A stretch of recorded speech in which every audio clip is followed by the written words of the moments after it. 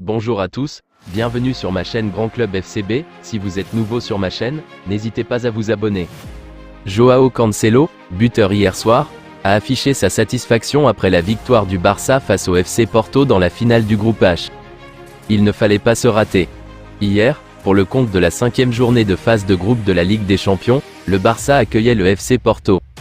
Leader à égalité avec leur adversaire du soir, les Blaugrana n'étaient pas forcément sereins, surtout qu'ils restaient sur une défaite surprenante face au Shakhtar Donetsk lors du match précédent.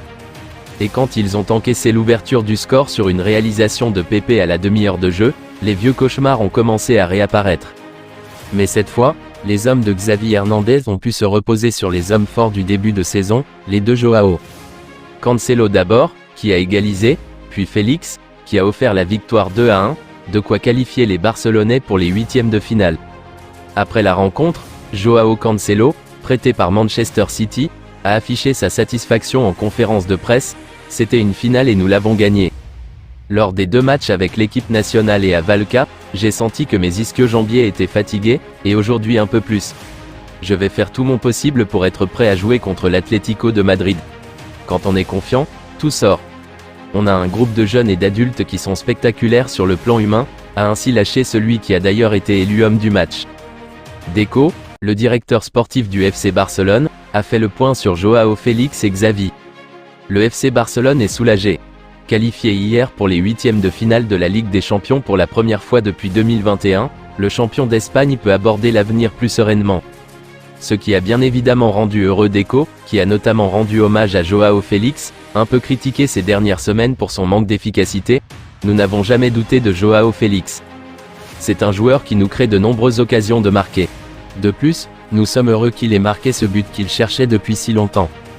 Parfois, à cause des poteaux et d'autres fois par les gardiens, il n'arrivait pas à marquer.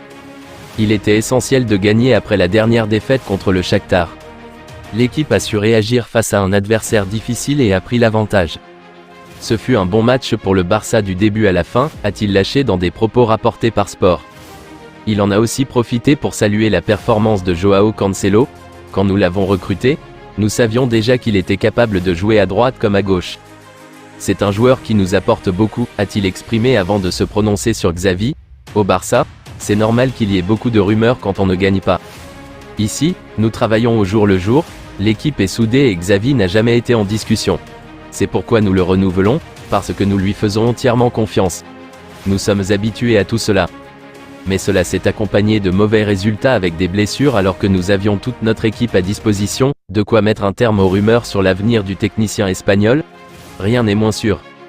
Revenu au FC Barcelone en juillet dernier, Oriol Romeu pourrait déjà écourter son second passage chez les Blaugrana. En effet, le milieu de terrain, âgé de 32 ans, qui a déjà disputé 17 rencontres toutes compétitions confondues cette saison, serait suivi par différentes formations. Si l'on en croit le spécialiste Mercato Ekrem Konour, il pourrait faire l'objet d'offres en provenance d'Arabie Saoudite. A noter qu'un exil en Major League Soccer n'est pas à exclure non plus, toujours selon Konour. Reste à savoir si les Catalans accepteront de le laisser partir, surtout après la blessure de Gavi. Je vous remercie d'avoir regardé ma vidéo, n'hésitez pas à vous abonner pour plus de contenu similaire.